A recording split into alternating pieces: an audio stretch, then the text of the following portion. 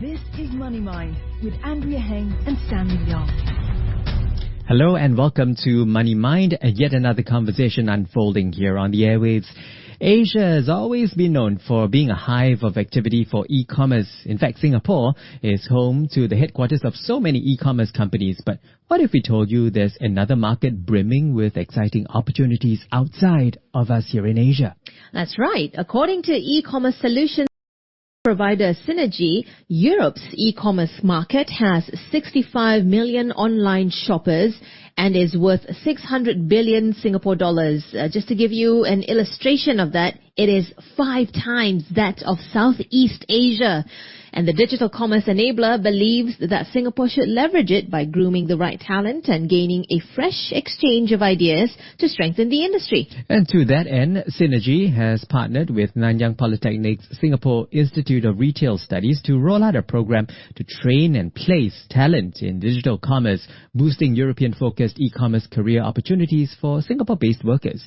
Now, the program's curriculum is developed by e-commerce experts and customized to develop key skills like channel store development, creative design, cross-border engagement, and marketing and engagement against a European market context. All very exciting stuff happening. Let's find out more from Olive Tai. She's Managing Director and Co-founder of e-commerce solutions provider Synagie. And joining her is Tan Jaek Min, Senior Director at the Singapore Institute of Retail Studies. Olive and Jaek Min, hello and welcome to CNA938. Good morning. Hello. Good morning, everyone. Great to have you with us on the show today. Now, let's start with you, Olive. Could you describe to us the e-commerce landscape in Europe? Perhaps some facts and figures like revenue, market size, geographic focus points, marketplace characteristics. What's it looking like?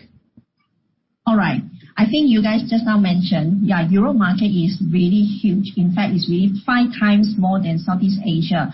So really giving a great potential for the brands and businesses. And give you another statistic, in Western Europe in 2021, 98% of the population accessed the internet with the e-shopping penetration rate of 85%. So you can see that it's really huge. But that said, Europe is also a very diverse and fragmented region in terms of like the culture, language, and behavior. Very much like Southeast Asia. And this is something that Synagie is very well versed to handle given our experience in this region and given us a very great advantage over the local or the China-based enablers. So the European online shopping experience today can be said to be very transactional and also practical. Because of the likes of Amazon being the biggest player, and this is what Synagie are, and the emerging new marketplaces hope to change, especially in the categories of beauty and fashion. And Synagie wants to delight the European online shoppers with an elevated yet personalized online shopping experience backed by immersive store design, impeccable operation and delivery, and the best-in-class customer service. But to do this fast and to do this well, the brands will require an ecosystem partner just like Synagie. But Olive, if you could also tell us more about the consumer behavior in e-commerce over in Europe. Is it vastly different or pretty similar to what we are seeing here in Asia? Yeah, actually it's quite similar. Okay. So in terms of the category, online shopping is also driven by fashion, beauty, home and living, and electronic goods. And the majority of the purchasing behavior focus a lot on the national brands and then followed by cross-border. And this might explain also why some marketplaces that focuses on the cross-border really struggle quite a bit in Europe, such as maybe Shopee. However, the new marketplaces that Synagie will be working with will focus on the local brands, just like the multinational brands, local brands, as well as the SMEs. So we are very confident in succeeding. And one of the very unique things that is ESG is also a very big point of difference for the consumer behavior between Europe and Asia, where societal and environmental sustainability issues are really highly considered in the purchase decisions. And some instances regulated when it comes to even product packaging and the fulfillment methods. Okay, so there are quite a lot of similarities between European and Asian customers. Let's bring Jixim into the conversation now. Now, Jixim, through this partnership, right, Synagie and the NYP SIRS, or the Singapore Institute for Retail Studies, you guys will collectively incubate 300 talents and 700 merchants, that's a lot, in a phased approach. And this is in order to prepare them for the Europe market. What gaps lie in the industry in Europe that this partnership seeks to fill? I think I would look at it in terms of opportunities instead rather than gaps. I think as Olive mentioned just now, I think Europe presents a really good opportunity for many of our Singaporean companies who have yet to venture into Europe. I mean, we are so close to home, we are so familiar with Asia, but then sometimes we forget that Europe side represents a good opportunity. And this is where I think for Singaporean companies, we do stand an advantage because really we are seen as a bridge between the East and West. Many of our workers and our companies here are familiar in working in a multicultural environment. And in many aspects, I think Singapore is quite similar to Europe in the sense that we have very high internet penetration. We have one of the highest fixed broadband sort of connectivities and so on. So it should be easier for our companies to go on board. What we are hoping to do, of course, is to equip those who are not familiar yet with new digital skills, including customer service and so on, so that they'll be well prepared. And this, together with Synagie, we hope to be able to crack the market there so that we can provide really good opportunities for our Singaporean retailers. Now let's continue to take a closer look at the e-commerce market over in Europe. We are interested to know what sort of industry opportunities there might be available for the talents that we're trying to groom here. Olive, what can you tell us about that? In terms of talents, I think in terms of honestly, the market is really ripe for entry and opportunities are endless. But we just need to find how you can add value to the commerce value chain and be mindful of the difference in terms of the working styles and the behavior of the countries that you're entering. So just give you some very good example. I mean, in my recent trip to Spain, I met two very successful fellow Asian whom Synagie will be working very closely with them. And they have found huge successes in Spain and Europe. Like one of the guy I met called Tony, and he helped to establish 4PX, one of the biggest logistic company provider in Spain, as well as Juan, the owner of Mind who specialized in the distribution of the digital goods, including like Xiaomi, and who has gone on to establish offline stores for Xiaomi and also the AliExpress. And both companies founded about 4 years ago and doing extremely well.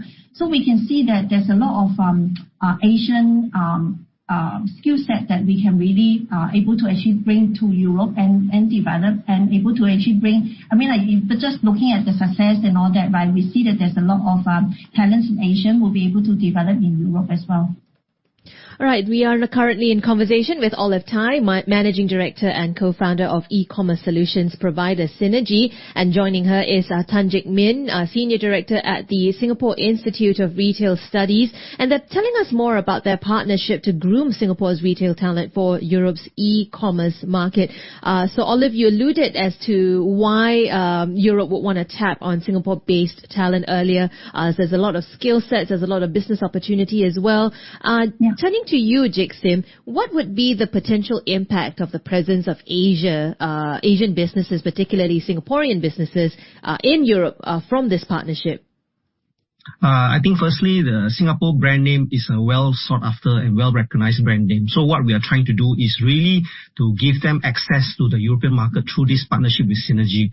And earlier you mentioned about the talents that we are looking at. I'd like to add that not only are we looking at those who are already in the industry, but for those who wish to actually carve out a career in the e-commerce, we are very happy to include them as well. And we have this career conversion programs in partnership with Olive to actually train these people up so that they can enter the European market together with Synagie and their partners. Now, just very quickly back to Olive as to whether there are unique, skill sets, things about being Singapore-based talents that we can have, that we have in order to better serve the European market. Olive, are there unique, skills, things like that we have that maybe they have? less of? I know you mentioned earlier at the start that ESG is definitely, they are more enlightened about those aspects, and maybe less so for us here in Asia. Yeah.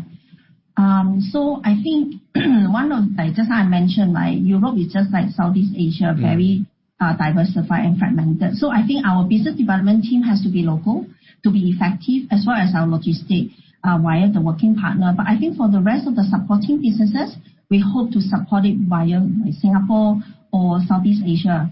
I think this will include the role just like channel management, marketing, customer service, creative and design, and the data analytics. And I think in this region, our understanding of e-commerce and even the tech development is a lot more mature and advanced compared to Europe. So I think this definitely is a skill set that we can bring it over to the Europe expansion. Yeah, but even as we talk about Europe, we know that just like also Asia and Southeast Asia, they're not one singular market. They are very diverse. One European country is very different from the other as well. Yes. Yeah. Different languages, different culture. So it's very just like Southeast Asia. Different maturity. Yeah. Exactly. That's true. There are a lot of nuances to take note of, and I think Singapore being such a multicultural and also an international and regional hub for a lot of things, a lot of businesses, we, I suppose, have that advantage or vantage point also to be able to approach the European market, right? So, Jixim, throwing it back to you, how would either country's e-commerce sector stand to benefit from this partnership? And what would you say is the measure of this partnership's success? I think in today's retail sector, we have gone beyond traditional brick and mortar. So the e-commerce represents another opportunity for us to actually cross borders much more easily than compared to the past.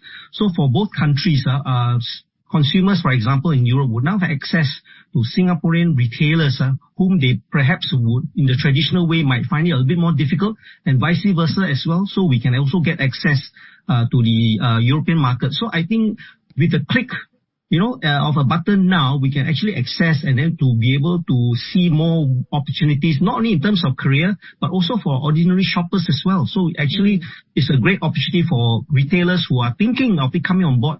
Come on board and establish a platform like this so that we can help you together. Yeah. And Jackson, earlier we mentioned that this partnership with Synagie, right, will collectively incubate 300 talents, 700 merchants. That's a lot of talents and merchants involved there. How far are we into this collaboration, or has it just started? I mean, are there certain milestones that you're looking at trying to achieve?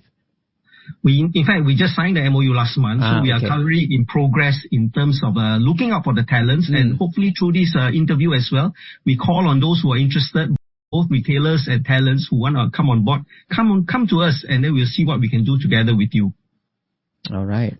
Yeah, very exciting stuff. Okay, so before we let you both go, Olive, could you give us your final thoughts on the future of retail for both Asia and Europe? What shopping trends do you think we'll see across both markets? Okay, I think there will be three key areas that I see. Definitely, number one will be the elevated, more immersive, personalized shopping and marketing. And number two is the social commerce and the omni-channel retail will continue to grow. And a hybrid shopping model is really the new norm. Social channels will grow in prominence. And lastly, purposeful, sustainable shopping will become more important to consumers. Hence, brands and enablers really need to be agile and seek to develop the offerings while being mindful of the planet. Absolutely, and definitely priorities we're seeing in both regions. Asia is picking up on that as well. We have been speaking with Olive Tai, Managing Director and Co-founder of Synagie, and Tan Jik Min as well, Senior Director at the Singapore Institute of Retail Studies over at Nanyang Polytechnic. If you'd like to find out more about these opportunities, as Jik Min had alluded to, you can head to www.sirs, that's sirs.edu.sg. So if you are a local merchant or even a retail talent here in Singapore and you want to have a piece of that European pie, that's what you want to look up and where you want to look for. It's www.sirs.edu.sg. Olive and Jik Min, a pleasure having you on our show today. Thank you so much for such a refreshing conversation here on CNA938. Thank you very much, Andrea, Stanley. Thank you. Thank you. Have a good day. Thank you, everyone. Have a good day. Bye. Bye-bye.